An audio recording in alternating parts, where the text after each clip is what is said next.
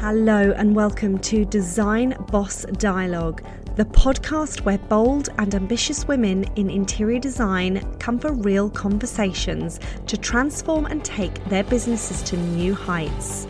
I am your host, Lisa Marie El-Khadraoui, interior designer and business mentor, here to share my experiences and insights into running an interior design business, as well as empowering you to build the confident, profitable design business you've been dreaming of and truly deserve. In this space, we blend creativity with strategy to help you craft your success and thrive in the world of design. Every episode is packed with unfiltered, no BS conversations, daily inspiration, and actionable business tips to turn your passion into a thriving, cash-rich business. Together, we're redefining what it means to succeed in the interior design industry, one intentional, game-changing decision at a time. So get ready to step up, elevate, and create the design empire you've always envisioned. Hello and welcome back to day 13 of the Design Boss Dialogue Advent Calendar podcast, your go-to source for all things interior design and business. And over the next 13 days, we will be unwrapping gifts of wisdom, practical tips, and insider secrets to help you grow and thrive in the world of interior design. And today I am really excited because I am joined by a powerhouse of a woman. Serena is a business strategist, mentor, certified coach, and NLP practitioner, supporting ambitious female coaches and service providers to start and scale their business for long-term, sustainable success. Sign clients with confidence and increase your income with ease. I mean, how dreamy does that sound?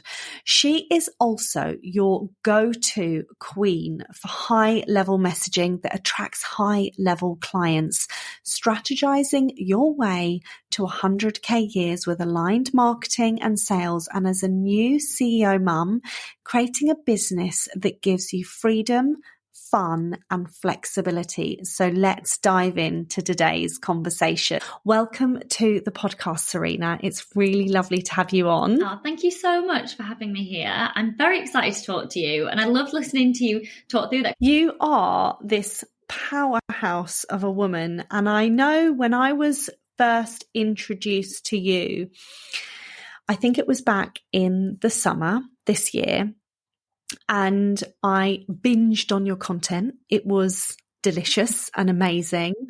And I thought to myself, she really is the queen of high level messaging to attract high level clients. And this is something I want to delve into today, amongst many other topics that I can't wait to ask you on. But why is it so important, more so now than ever, to really focus on our messaging and what we deliver out there as a service-based provider? So I would say that with messaging, it's always been, it's for any business, it's so important for your business, whether you're a service provider, whether you have a product-based business or an interior design business, like messaging is so important because, and for context with this, sometimes when I talk about messaging, some people are like, what does that mean? Does she mean content types? Like, what does that mean? And essentially your messaging comes before your content. Your messaging is all the words that you say and how you say it. It's how you talk about who you are, what you do, who you help, and how. And your words can attract different types of people as well. So they can attract in your ideal clients, but they can even attract in people who you don't really align with. So it might be that actually you're attracting people right now, but you're in sessions and you're not loving the work with them, or, you know, they're what you might call like nightmare clients. Maybe they're not paying on time, or actually sometimes that comes down to the words that you're putting out there. So it's always been really important for any business because it can affect the amount of people that you bring in, the type of people that you bring in, the amount of freedom that you have, all of those things. But service provider industry as well is shifting, and it's a really positive thing. And I used to not like the messaging that I see out there. The industry is changing because I thought it's trying to scare people because people think people aren't investing, all of those things. It's actually growing. Like the coaching and service provider industry is massively growing.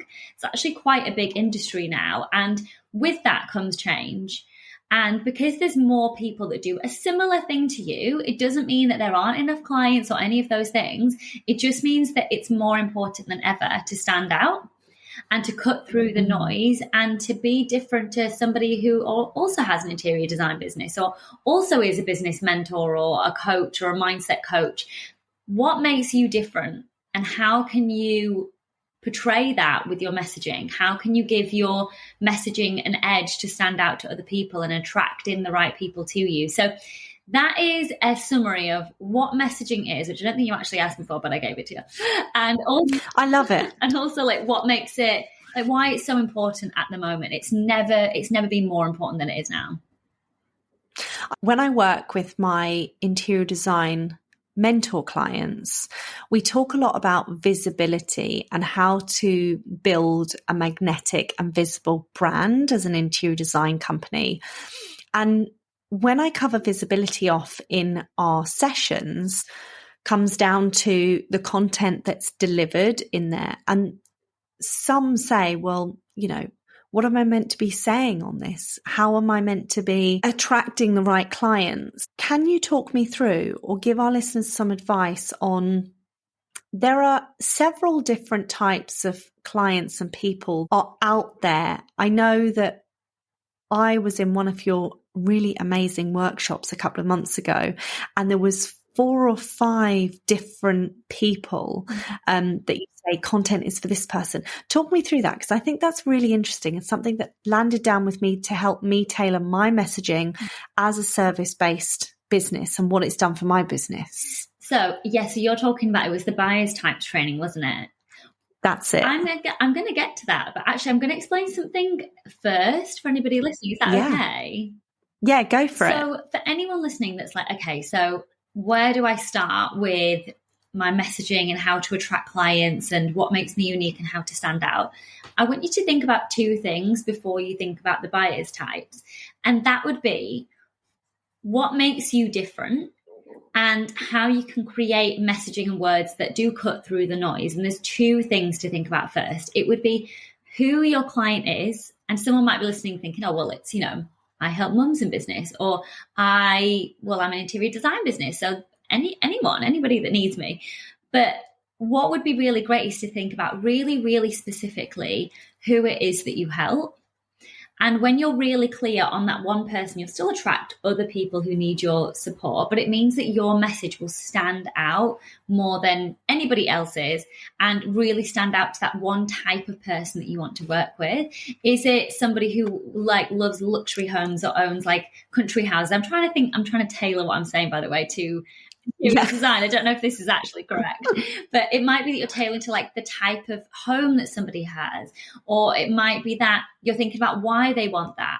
Like a lot of the time when I speak to people, they're selling the thing, like they're selling business coaching sessions, or they're selling, I'm going to help you to interior design your house. Does somebody want to have their house interior design, or do they want a feeling when they go into their house? Like, do they want it to feel spacious and it to feel homely and it to feel like luxury? Like, what does your ideal client, who are they and what do they really want? So yes, they want an interior designer, but why do they want that? So that is the first thing for you to think about when it comes to your messaging. It's like, what does somebody want and what's the deep desire? So think about that first. And then I have a process that I use with my clients. It's called the TEDS framework, because this makes it easier for me to remember, basically. So tangible, empowered, direct, and specific. So messaging that isn't landing or that is just going into the abyss of Instagram right now is basically quite vague and fluffy and sounds like anybody else's. But when you use the TEDS framework and you create messaging that really is so specific to that client, like I support mums in business who want to increase their income because you want to work 3 days a week and on the rest of those days you are at soft play. Like that is really, really clear. It's really specific. It's really tangible. How can you do that for your niche as well? And the way that you can do that is first just get clear on who the person is, how you help them, what they want and why they want that thing. Like what is the deep desire? Is it with interior design, is it because they want more time back? Like they don't have time to do that in their house, but they also want you to create a space that makes them feel a certain feeling. Like what specifically is that? And when you can speak into that, you tap into somebody's subconscious, the things that they're not even thinking about, they don't even realize that they want. So that's the first two things that I would think about when you're creating really high level messaging. And then to what you were saying, is you obviously came to my workshop and we talked about buyers types, didn't we? So something that this is to do with my background in buying, is that people often will sell in one way. So you might be selling your offer and talking about all of the amazing features. Like it's got all of these things, we've got these sessions together. You get these designs, like you got all of this amazing stuff. And you're selling in that way every single day. And then if you're one of Lisa's clients, you're going to her and you're like, Lisa, like I'm selling every single day, but the clients just aren't coming and I don't understand why. I feel really, really tired. What's going on? And it's because you are selling every single day. But if you're selling the features with all this amazing information, you're selling to one type of buyer. And if you have 10 people in a room, there are actually 4 types of buyers. So you're only actually speaking to 25% of the people in there, because the others are not even listening. It's going over their heads. They're like, I don't really care about all of that stuff, but they actually still need your service. So the different types of buyers that you can look at, most people do sell to that analytical buyer, analytical Amy as I call her. Yeah. And that is all of the features. Like these are all the things that you're going to get. I'm a bit of an analytical buyer, so you're speaking to me. But there's also the buyers who actually, they don't care what's included. They're buying off emotion. So, if you're speaking to them about, I'm going to help you to create a space that is going to be really homely for your first family home, and you can have your first Christmas in there, and, you're going to create amazing memories with your family in this space that feels incredible, and you're tapping into someone's emotions. That's how you sell to another buyer's type. And then there's some people that they call it the silent buyer. I'm also a bit of a silent buyer. So they are not going to approach you. Don't ask questions. They're kind of a bit of a lurker. So they might have questions, but they're not going to ask them. So for the silent buyers, I would think about putting all the information out there and thinking, what might somebody be asking, but they're not actually asking me?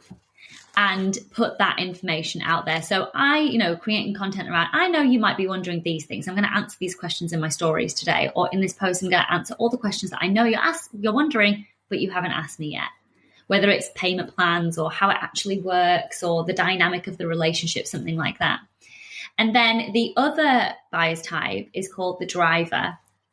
So they are someone that, again, they love all of the information, but they like somebody who is maybe opinionated, a very strong character.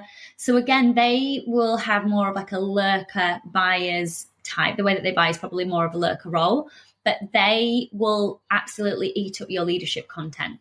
So unpopular opinions, you saying why you have the process that you have, they'll love that because it shows leadership. So those are the 4 buyers types. So there might be someone listening thinking, do you know what, actually, I'm only giving the information and I'm not tapping into the feeling, the emotion. Why somebody wants that. And you could open up like 5 more sales this week if you start doing that. I love that, because I think it's about educating and broadening people's horizons on, yes, you have to show up and sell in your businesses, especially when it's a service-based business like interior design, but it's also about education and nurture and emotion with that. So it's about showing the before and after, showing, what you get, how this is going to make you feel. So I love that separating your content into potentially 4 sections and applying that to all those buyers and making sure we're implementing that into our weekly and fortnightly and monthly content is really good, because like you say, it's not only what you're delivering with your messaging, but who you're delivering it to. And if you can cover both bases, that is such a good piece of advice. And I know you've most recently opened up another new business. Congratulations, which is beautiful and amazing. You've got a wonderful son who is 14 months. How do you run both businesses, do what you do, and create freedom, fun, and flexibility for you? Because this is a big thing that you do in your business to support new mums, new business owners that are mothers, to give them financial freedom and flexibility. What do you do yourself in your business? So I would say, I run my business, Serena Samra Coaching, which has been running for 4.5 years. And I have had to give a lot of structure to that. Like business, something I always say to clients is there's always a level of unpredictability in business. But when you want more freedom, we need to bring in as much predictability as possible. And I'm someone who, I love just like doing things on a whim, but also I'm very structured. Like I like to know what I'm doing and when, and I like to have a plan. So over the years, I've like formulated and crafted a strategy that helps me to have more freedom. So I would say having that in place for my original business was super important first. So I call it my 6 to freedom strategy, and it's allowed me to bring in multi-six figures in 4 years, but it's also allowed me to now work 3 days a week. Like I had a maternity leave. It's allowed me to have a lot of freedom. So wherever you can bring predictability with a sustainable strategy, and I know that these are boring words, but to me, but they're important. They're so important because predictability and sustainability, that is where your freedom lies. So if you can bring that in with a sustainable strategy where you know what you're doing and when, so you can sign consistent clients, sell out your programs, when you've got a product suite where your clients flow from one to the other, and you know that that product suite aligns with the life that you want to live, when you've got those things in place, it allows you to increase your monthly income and your time freedom at the same time. And something else that I put into place with the business before I started the other brand was making sure that I always focused on profits first, because I'm going to be honest, I used to be so shy of the numbers. And I think I've got quite a strong money mindset. I just always believed, and it always worked out. I've never felt like I didn't have enough. Like it always worked out, but I would shy away from how much I was spending in business. Whereas a really intentional shift that I made a couple of years ago was going for more of like a profit first model. Okay, so how much am I spending in my business every single month? How much profit do I want to make? When I add those up, that is the revenue, that is the minimum revenue I am accepting in this business. And when you do that, again, you allow yourself to have more freedom. So when I got those two things in place, like the profit first and having this system that I knew was going to bring in the predictable sales, it allowed me to have more freedom, more fun, be a bit more like playful in business as well in that business. And then this year it was actually last year, I had a craving. Like my business is amazing. It supports ambitious women. I've been on this insane, crazy journey of motherhood, and I just had this craving to help and other mums in business and to create this community. And of course, there was a part of me that was like, can you do that? Because you're managing, but you've got, at the time Archie was 6 weeks and I had this idea. You've got a 6-week-old. So I was like, okay, we're going to hold on a little bit. Like, let me at least stop like breastfeeding first before I think about this. Let me get some childcare in place. So when I allowed my idea to develop, the first thing I had to do was really work on my mindset and step into the identity of somebody who could run 2 brands and still do that work in 3 days a week, like still have the freedom, still be present. I had to tell my mind that and step into the version of me that was going to make this possible. So that was the first part. And then when I thought, you know what, I can do this. There's other people doing it. I can do it too. It's completely possible for me. Like I'm capable enough to do this. Then came the structure. Like how was I actually going to make this happen? And it really came down to time blocking and planning down everything to a T. And something that we have in our household is that my husband works shifts. So I'm very grateful that he is here some of the time during the day, but it also means the way when he's out of the house, it's for a very long time. So he's gone for a long time, or he's working nights, and he also has another job. So sometimes it's like me and Arch taking on the world together. So having structures and making the most of times like nap times. Like I'm not sitting down with tea and nap times. Like I've got my laptop out and I'm like, this is my time. You stay asleep, baby. I'm doing 5 hours work in 2 hours and you know it. Yeah, don't you dare wake up. It's like making the most of those pockets of time and being so planned to a T. So I have down like what I'm doing every single day up until the end of the year and well into next year, all of January, every single day what's happening. And without that, it wouldn't be possible. And I think giving myself some love sometimes when things don't work out. Like I don't get through everything sometimes. We have had, a couple of weeks ago, I got struck with a sickness bug and then we had a cold. And then I got hand, foot and mouth from my child. No adults ever get that. But I got that. I got that too from Eden. Did you? And it's vicious. It is not nice because when they start to, like you say, when they're little and they start to get exposed to the world and you go to soft plays and you go here, there and everywhere and play dates, they pick everything up. And naturally, the mum and the dad come down ill. It's a rough ride. It is savage. Hand, foot, and mouth is savage. Yeah. So I think in those moments, like giving myself love that maybe that week something didn't get done, or, sometimes that post didn't go out on the other business, or, something was a little bit later than planned, and knowing that that's okay, because the old me would have given myself a really hard time about that. And again, stepping into that identity that sometimes you can have it all, but you don't have to do it all of the time. And you don't have to do everything all of the time is so important. And really accepting that if I was going to do everything that I'm doing now, I was going to have to do things differently. Like I have to be way more efficient with things. I'm not dilly-dallying over posts. I'm not dilly-dallying over like slides anymore. Like things have to be much slicker. I can't be spending time wondering whether this is the right masterclass title. It's out there. Like things just have to change. And I think that's been really good for me as well as someone who would spend a lot of time on everything. Like I would overwork. And that for me has been very healing actually to not have that amount of time to do everything that I used to. I love that. I run a very tight ship as well.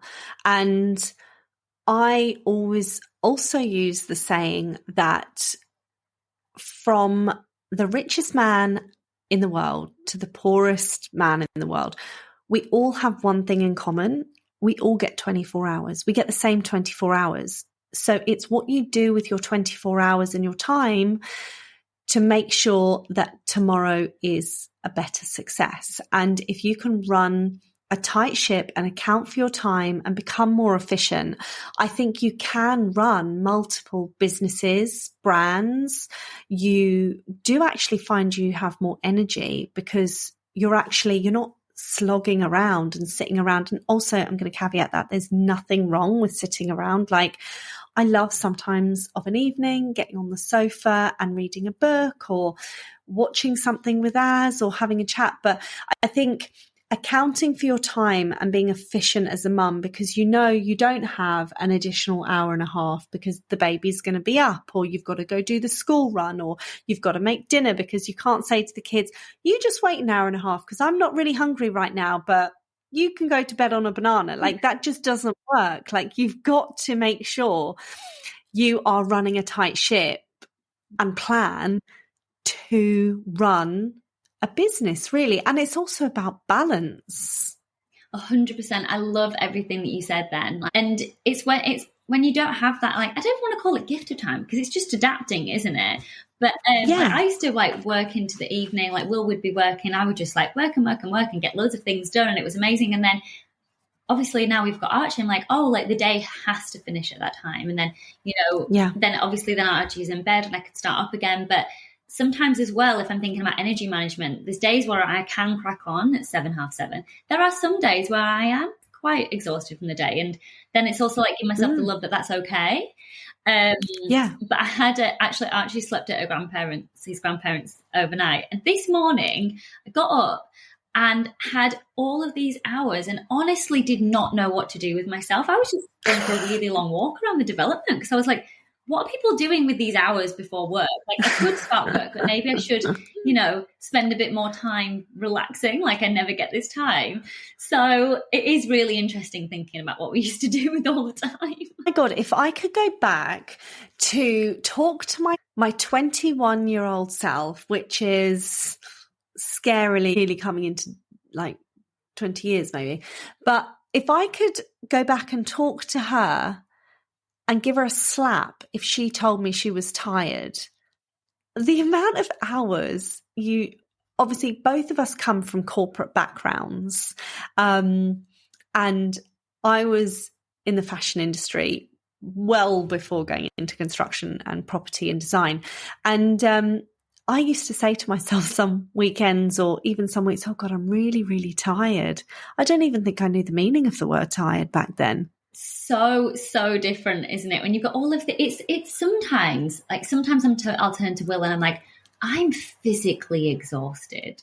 And we like laugh about it. But then most of the time, it's actually more of a mental thing for me. Like, because you've got so much in your mind. And that's why for me, it's so important that everything is written down. So like I have lists coming out my ears. I've got like a Post-it system that I have here. I've got A3 planners on my desk. I'm very like physical, by the way. I have A3 planners on my desk, like one for each brand, like by month, so I can like see what's happening. And then I also have, systems like on here with my team, and I use a Google Calendar, and I have to have that because it doesn't all fit in. If I had everything in my mind, like I would probably just forget to get Archie out of the car one day.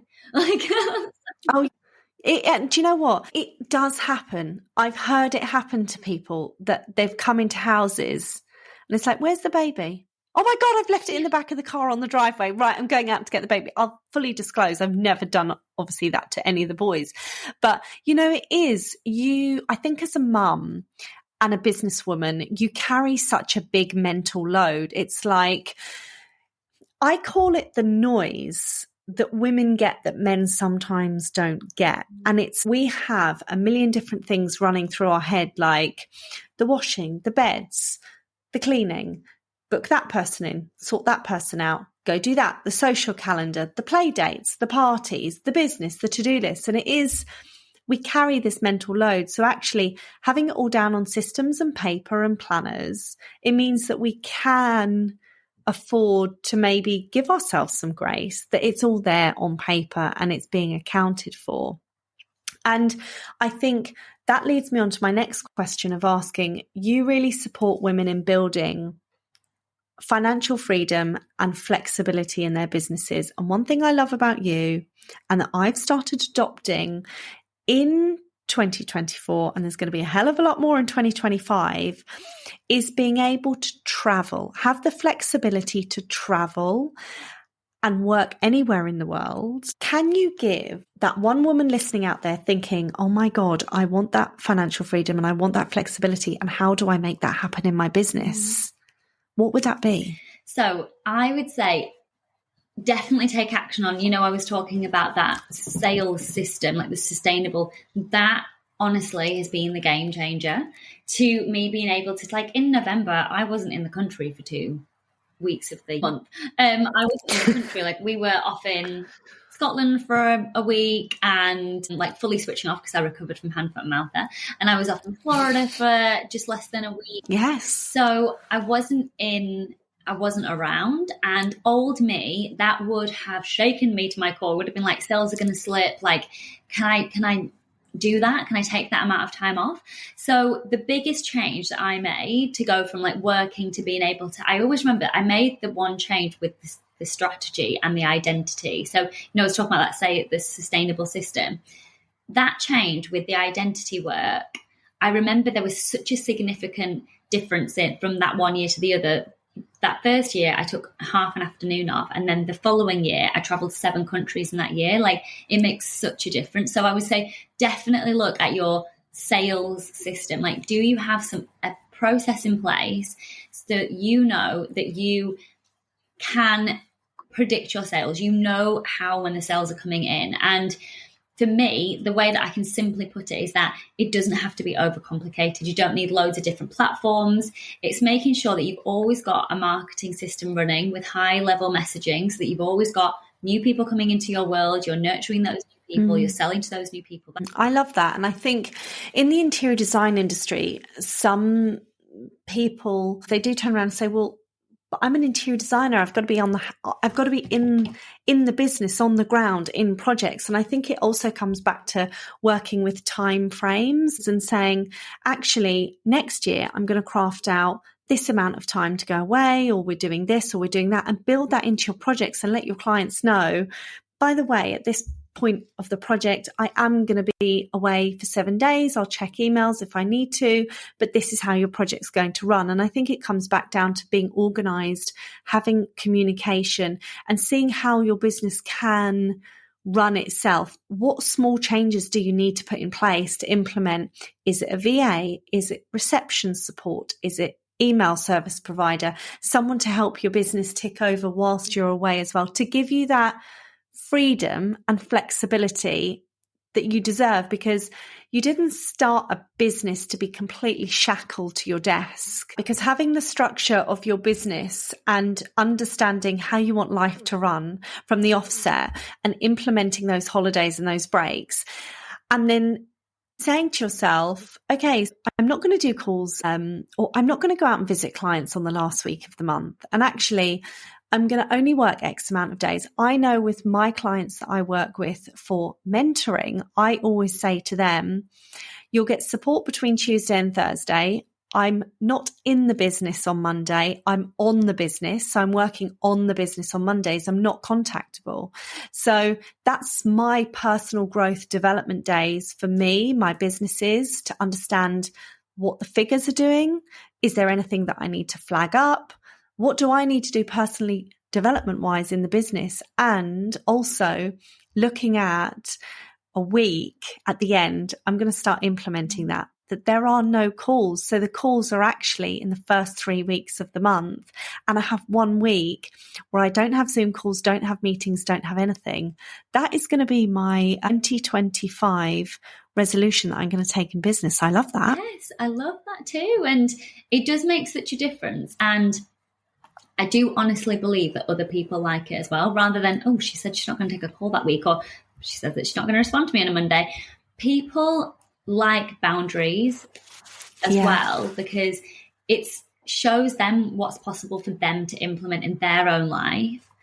It's aspirational, and also it shows it shows that you are self-assured and that you're an authority. Like I'm very sure of myself. I know that I can take that time, and actually I want that for you as well. And it allows other people to implement boundaries in their own life and in their own business, because they're so important, and it can actually really strengthen your relationship with clients, because you're coming to calls and containers and logging into Telegram or wherever you support somebody with a good energy, rather than like, oh God, I'm so drained, she's emailed me again, or I need to email back straight away. Feel good. Yeah. And I think it's about allowing yourself to breathe within your business and allowing yourself to put these boundaries and structures in place to protect my energy, but also to let clients know that it's okay. I will get back to you in 24 hours, or this is going to be fine. So I love the fact that you do that. And that is one thing that I'm going to implement in my business moving forward. Love it. Let me know how it goes. It's game changing, honestly.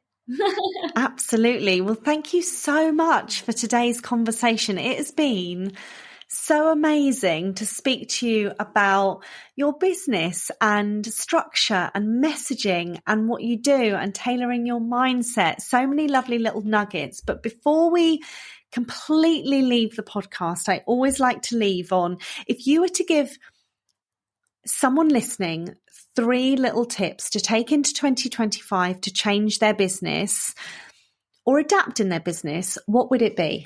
So the first one would be that you come first. So before you think about what you're doing and the structures and the strategy, you are the person to make those goals happen. When you work on you, your identity, what you think is possible, Like that really is the secret, the foundation. Like we were saying earlier, like the mindset work comes first. And when you believe that something is possible and when you stretch that vision, everything else comes a lot more easy. So prioritize yourself, the mindset work, everything that you're doing in that area first. The next thing would be, please focus on the boring things. The boring things are your freedom. So sustainability, the sustainable strategy, the profit first, because that will allow you to take a bit of a step back and actually support more people as well. Because you grow your business, you can take on more clients. And then the last part, yes, is focusing on your words. If you could take one area to really drill down into in 2025 that's really going to help you to cut through the noise and stand out to anybody else and really shine in an industry that is growing but also adapting and changing and getting a little bit noisy, it's to focus in on your words and use that as the thing that helps you to stand out and gives you the edge beyond anybody else out there. As much as everybody is amazing, there's a place for all of us. But we all get to shine when we show what's unique about us and what's special about us. So it's really important that you do that, because whatever service you have, whatever business you have, it's incredible, and it's really important that other people know about it.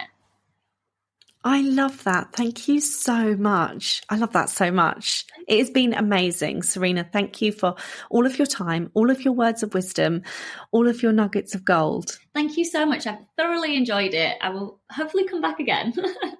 Oh my gosh, I will have you back in January in 2025, and we will dive into business, mamas, and all things mindset. Yes, definitely sounds great. Thank you. What an amazing conversation. How empowering. And I love all the tips that Serena has given us today. So stay tuned for tomorrow's episode, where I give you 3 important elements to communicate to your clients when you start a home renovation or a big project. See you tomorrow.